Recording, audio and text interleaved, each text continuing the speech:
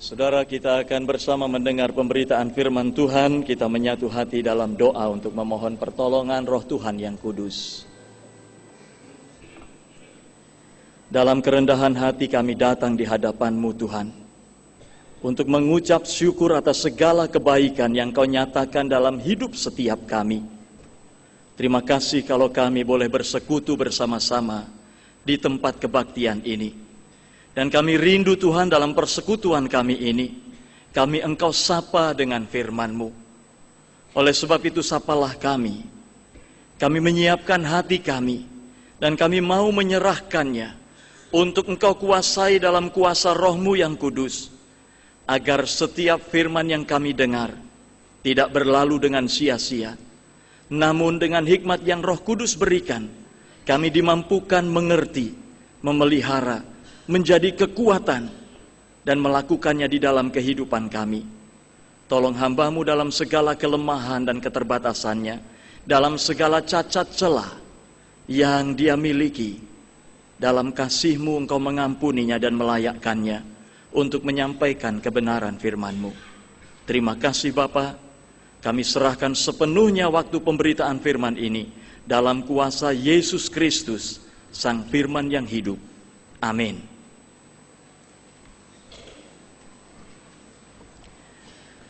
Saudara-saudaraku yang dikasihi Tuhan, bacaan kita hari ini pendek, terambil dari Keluaran pasal 20 ayat 1 dan 2. Keluaran 20 ayat 1 dan 2, dan kita akan membacanya secara bergantian.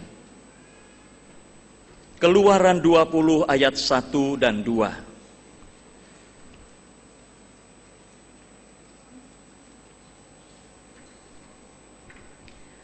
Lalu Allah mengucapkan segala firman ini.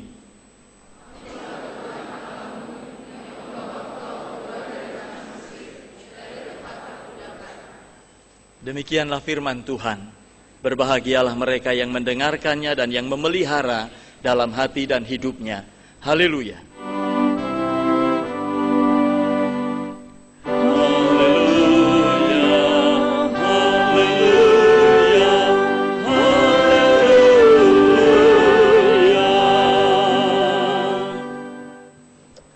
Akulah Tuhan Allahmu dan engkaulah umatku. Itulah tema kita hari ini, saudara-saudara. Engkaunya mestinya huruf kecil ya, tetapi it's okay. Akulah Tuhan Allahmu dan engkaulah umatku. Saudara-saudaraku yang dikasihi Tuhan, untuk membangun suatu bangunan, kira-kira menurut saudara, apa yang paling penting harus dibuat supaya bangunan itu berdiri dengan tegak dan kokoh? Apa saudara? Fondasi. Fondasi. Sebaik apapun kualitas sebuah bangunan di atasnya, tanpa fondasi yang kuat, bangunan itu akan mudah hancur, rontok, roboh. Fondasi menjadi sesuatu yang sangat penting di dalam membangun suatu bangunan. Demikian juga saudara-saudara, dalam membangun suatu ikatan relasional, ada fondasi yang harus dibangun, yang akan menentukan kokoh tidaknya ikatan relasional itu. Pasti itu. Jika ikatan itu hanya sebatas tahu, saya ambil satu contoh saja dari saudara-saudara katekisan ini. Saya tahu Vando, namanya Ivando Jeremy Pavarotti, saudara. Saya tahu Vando. Relasi saya tidak cukup kuat karena saya cuma tahu. Lalu saya mengenal lebih jauh Vando. Oh, saya tahu ayahnya itu sudah dipanggil Tuhan. Saya tahu ibunya, saya tahu keluarganya. Itu barangkali akan sedikit mengikat. Kalau setiap hari saya bergaul dengan Vando, dan kemudian tahu karakternya, bagaimana dia, nah ikatan itu akan semakin kuat, dan itu akan membuat ikatan relasional ini cukup kuat untuk bertahan. Tapi jika ikatan relasional itu melibatkan ikatan emosional, saudara, nah itu lebih kuat lagi. Ikatan relasional yang disertai dengan ikatan emosional, karena pengalaman-pengalaman yang dijalani bersama, karena pergumulan-pergumulan yang dihadapi bersama, maka pengalaman-pengalaman serta pergumulan-pergumulan itu menjadi bagian dari proses untuk saling mengenal, sehingga terjadi intimasi yang bermuara pada pengenalan yang semakin baik. Itulah yang akan menjadi fondasi kuat ikatan relasional. Saudara-saudara, tema kita hari ini mengungkapkan adanya ikatan relasional. Antara siapa, saudara? Ikatan relasional antara siapa? Antara Tuhan dan umat Israel. Akulah Tuhan Allahmu, dan engkaulah umatku. Dan tema ini, saudara-saudara, digali dari pernyataan Tuhan, dari statement Tuhan. Saya mengatakannya sebagai declaration of identity. Pernyataan identitas. Tuhan menyatakan identitasnya siapa dia, dan Tuhan menyatakan identitas Israel itu siapa. Akulah Tuhan Allahmu yang membawa engkau keluar dari tanah Mesir, dari tempat perbudakan. Siapa yang membawa Mesir keluar dari tempat perbudakan? Tuhan. Siapa yang dibawa keluar dari tempat perbudakan? Israel. Saudara, para istri, pernahkah suami saudara berkata, akulah suamimu, kaulah istriku? Pernah gak, saudara? Akulah suamimu, kaulah istriku. Atau para istri berkata, akulah istrimu, kaulah suamiku. Pernah, saudara? Lebay, ya kan? Lihat, tadi ketika saya khotbah di Pondok Karya ada yang mengatakan, lebay gitu. Tetapi saudara-saudara, dalam pernyataan seperti ini, misalnya ada dua orang pacaran, kaulah pacarku, akulah pacarmu. Wah, bangga nggak, saudara? Enggak. Wah, saudara, di balik pernyataan itu ada sesuatu yang istimewa mau dikatakan. Akulah suamimu. Aku tahu tanggung jawabku apa sebagai suami. Aku tahu bagaimana aku harus berlaku kepadamu karena kaulah istriku. Kamu sebagai istriku mendapat perlakuan istimewa. Tidak ada orang lain yang mendapat perlakuan istimewa seperti kamu.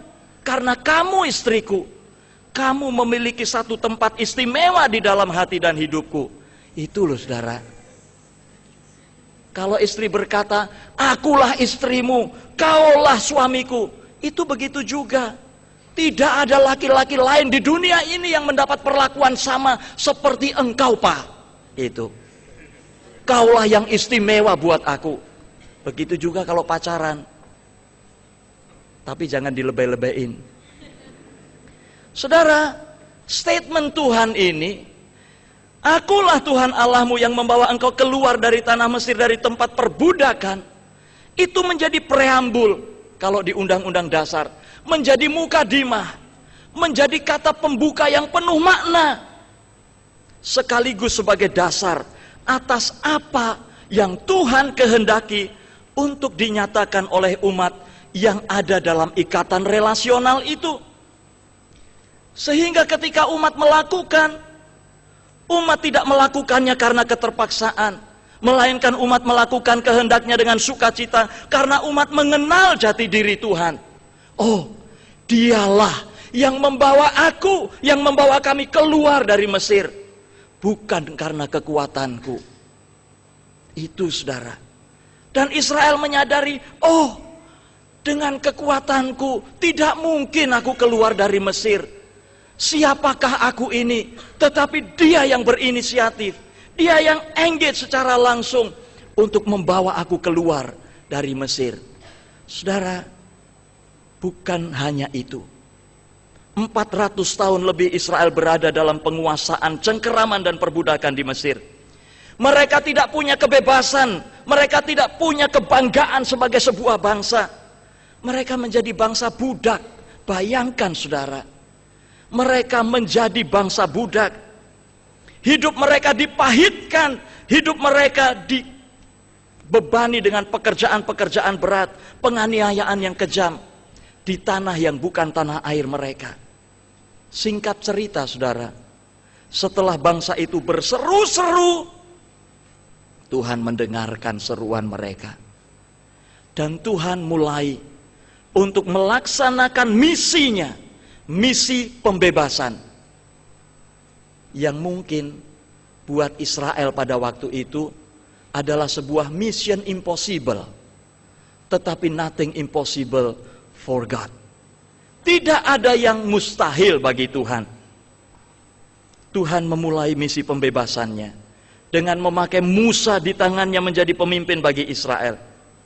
Nah, sejak saat itu saudara-saudara, ada banyak pengalaman yang dijalani antara Israel dengan Tuhan. Ada banyak pergumulan yang dilewati antara Israel dengan Tuhan. Tuhan sendiri mau turun mengikatkan dirinya dengan Israel. Dalam misi pembebasan itu Tuhan terlibat langsung dengan Israel. Lalu keterlibatan langsungnya itu dinyatakan lewat peristiwa-peristiwa dalam pergumulan umat Israel. Mulai dari 10 tulah atas Mesir. Mujizat-mujizat luar biasa dibuatnya. Lalu Tuhan membebaskan Israel. Dia memimpin Israel bertahun-tahun melewati padang gurun, siang dengan tiang awan, malam dengan tiang api. Dan dalam situasi yang tidak mungkin secara manusiawi, Tuhan membuat Israel melewati laut yang terbelah. Dan Tuhan juga menenggelamkan seluruh tentara Mesir dengan segala kekuatannya. Di padang gurun ketika Israel harus meminum air yang pahit, Tuhan mengubahnya menjadi air yang manis. Dia memelihara Israel dengan luar biasa. Pagi makan mana, senja dikirim daging burung puyuh. Dia sediakan air segar dari cadas gunung yang kelihatannya tidak menghasilkan air, tetapi dari sana air mengucur bahkan grojok. Saudara, Tuhan juga yang kemudian memimpin Israel berperang melawan Amalek dan Israel menang. Saudara-saudaraku, semua peristiwa ini, pengalaman-pengalaman ini mestinya membuat Israel merasakan bahwa ikatan yang terjadi dengan Tuhan itu bukan hanya ikatan relasional, tetapi ikatan relasional yang juga dimuati dan diboboti dengan ikatan emosional. Dan itu sangat kuat. Itulah yang Tuhan kehendaki menjadi fondasi relasi antara Israel dengan Tuhan.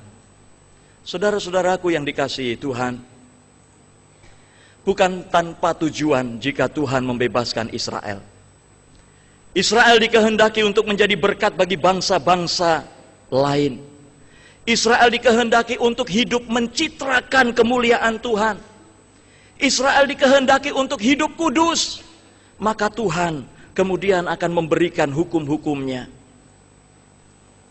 Tetapi sebelum hukum-hukum itu diberikan, Israel harus tahu siapa Tuhannya dan siapa dirinya. Untuk tujuan itulah saudara-saudaraku, Tuhan mau membangun Israel dengan 10 perintahnya. Namun sebelum 10 perintah itu dinyatakan, dia mau meletakkan fondasi yang kokoh, yang didasari oleh ikatan relasional dan emosional yang diharapkan mampu membuka kesadaran dan memotivasi umat untuk melakukan hal-hal yang dikehendaki oleh Tuhan untuk dilakukan. Saudara-saudaraku yang dikasihi Tuhan, di tengah-tengah bangsa-bangsa lain yang menyembah berbagai ilah, Tuhan menghendaki dialah satu-satunya Allah yang disembah oleh Israel. Tidak ada yang lain. Itu yang tadi saya ungkapkan. Akulah suamiku, suamimu. Akulah suamimu, kaulah istriku. Artinya apa? Aku menghendaki, kamu ngerti loh, aku ini suamimu. Karena aku menempatkan dirimu secara khusus di dalam diriku. Dan tidak ada orang lain yang menerima perlakuan yang sama seperti dirimu.